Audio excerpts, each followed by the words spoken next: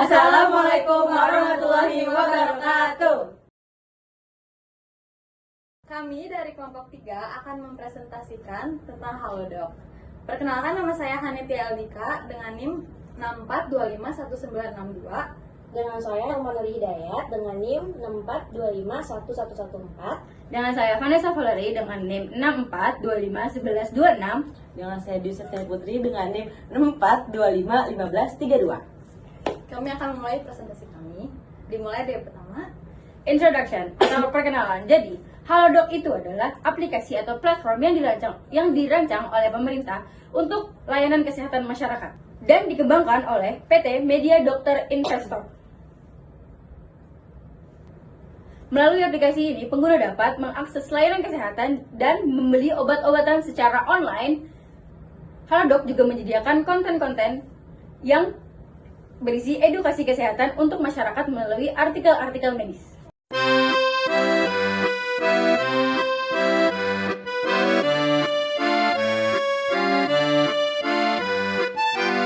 Selanjutnya ada function atau fungsi kegunaan dari Halodoc. Yang pertama itu, Halodoc dirancang untuk memudahkan akses layanan kesehatan.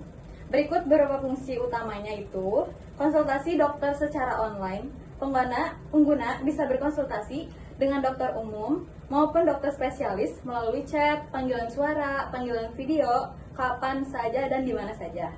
Yang kedua, kita bisa pembelian obat dan vitamin. Itu dengan gampang pengguna dapat membeli obat atau suplemen dan mengantarkannya ke alamat pengguna melalui apotek mitra. Yang ketiga, tes laboratorium dan pemeriksaan kesehatan di rumah atau bisa disebut home care. Halodoc menawarkan layanan tersebut, pengambilan sampel dan pemeriksaan langsung di rumah, kemudian hasil bisa dikirim lewat aplikasi. Selanjutnya, bisa vaksinasi di rumah juga, mengatur jadwal vaksin untuk pengguna tanpa harus datang ke fasilitas kesehatan secara langsung, jadi bisa daring. Yang selanjutnya, layanan kesehatan mental. Layanan kesehatan mental, konsultasi dengan psikolog atau psikiater melalui aplikasi, serta konten edukasi terkait kesehatan mental. Selanjutnya, edukasi dan informasi kesehatan. Artikel kesehatan yang ditulis atau direview oleh tenaga medis sebagai media edukasi bagi pengguna. Jadi melalui fitur-fitur tersebut, Halodoc bertujuan menjembatani kesenjangan akses layanan medis, terutama bagi rakyat-rakyat kecil yang tidak bisa misalnya jalan ke kota-kota besar untuk datang langsung ke klinik. Jadi bisa secara online dari begitu. Selanjutnya ada kelebihan atau advantage dari aplikasi Halodoc yang dirancang oleh pemerintah ini. Nomor 1, Halodoc adalah efisiensi dan kehematan. Pengguna tidak perlu antri di klinik atau secara fisik di rumah sakit, hemat waktu dan tenaga. Selanjutnya, ketersediaan Halodoc tersedia 24 jam secara online. Konsultasi melalui dokter tersedia sepanjang hari. Semua kebutuhan medis seperti konsultasi, obat, lab, atau vaksin bisa diakses lewat aplikasi yang sama. Selanjutnya ada trust and credibility, kepercayaan dan kredibilitas di Halodoc, di aplikasi Halodoc ini. Dokter yang menggunakan aplikasi itu sudah berlisensi, konten edukasi di review tenaga medis. Akses kesehatan untuk area terpencil, masyarakat di lokasi sulit menjangkau fasilitas medis dapat menggunakan Halodoc secara daring. Dari apa yang tadi sudah dibilang, bisa secara panggilan suara, bisa secara panggilan video, bisa secara chat juga. Lalu nilai UX positif dalam penelitian dalam studi perbandingan UX, Halodoc mendapat skor positif di aspek efisiensi dan penggunaan. Selain itu, Halodoc juga mendukung transformasi layanan kesehatan menjadi lebih digital dan terintegrasi, mendukung program pemerintah seperti vaksinasi dan pemantauan kesehatan publik. Begitu. Selanjutnya adalah shortcut.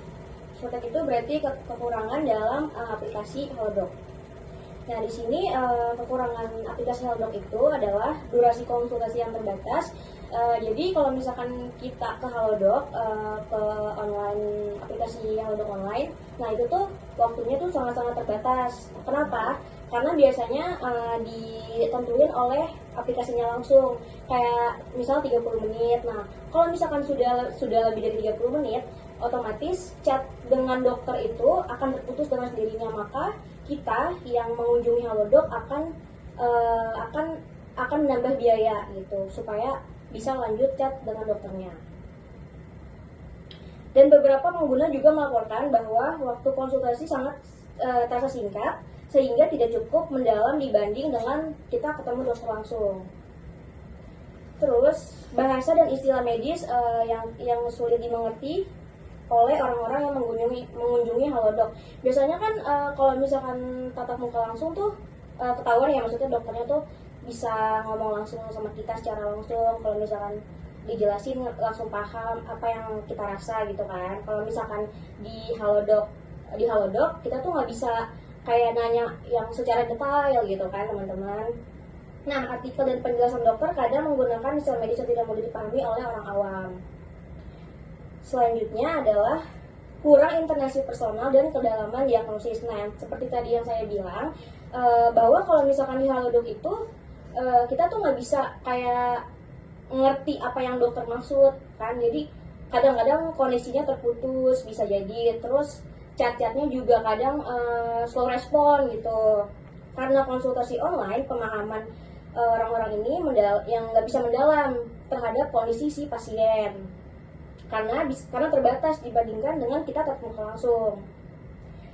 Selanjutnya adalah ketergantungan pada koneksi internet dan perangkat. Untuk mengakses layanan, pengguna harus memiliki perangkat yang mendukung dan koneksi yang stabil, yang bisa menjadi hambatan di daerah dengan infrastruktur yang kurang baik. Nah, supaya solusi Sortek ini di dalam Halodoc itu biar ada solusi, biar agak menjadi lebih baik. Nah, mengoptimalkan sistem berjadwalan dokter. Jadi sebelum kita ngobrol sama dokternya langsung, biasanya kita atur jadwal dulu gitu supaya bisa komunikasinya enak. Terus meningkatkan kapasitas server dan fitur aplikasi. Biasanya tuh fitur-fitur Halodoc tuh kurang mendukung gitu kan, karena kan sistemnya kan juga online ya. Selanjutnya akan dijelaskan oleh teman saya Septi. Oke, selanjutnya adalah conclusion itu seperti kesimpulan. Aplikasi Halodoc itu menawarkan banyak solusi dan sangat relevan di era digital sekarang, seperti memperluas akses kesehatan, menghemat waktu, dan mengintegrasi banyak layanan medis dalam satu platform. Keunggulannya terletak pada efisiensi, kemudahan penggunaan, dan cakupan layanan yang cukup luas, seperti kita tidak perlu datang ke kota atau kita tidak perlu datang ke dokter langsung. Namun untuk menjalankan potensi penuhnya, Halodoc harus terus menangani sebagai sistemnya, seperti pemahaman publik terhadap istilah-istilah medis yang belum diketahui oleh banyak orang awam. Terus memperdalam kualitas konsultasi, seperti memperbanyak durasi waktu, memperpanjangnya gitu-gitu. Namun untuk menjalankan aplikasi tersebut untuk menjadi suatu hal yang lebih bagus, Halodoc harus terus tetap menangani kelemahan-kelemahannya, seperti pemahaman publik terhadap istilah medis yang orang awam tuh belum ngerti apa sih ini, apa sih itu gitu. Terus yang kedua itu adalah memperdalam kualitas konsultasi, seperti memperpanjang durasi waktu untuk komunikasi dengan dokter, mungkin dan lain-lain, serta memastikan layanan tetap relevan dan mudah digunakan oleh semua lapisan masyarakat. Jadi begitu saja Presentasi tentang aplikasi Halodoc dari kami kelompok 3. Semoga bisa dapat dimengerti oleh kawan-kawan yang menonton video ini. tentang materi ini. Sekian dari kami kelompok 3. Wassalamualaikum Warahmatullahi wabarakatuh.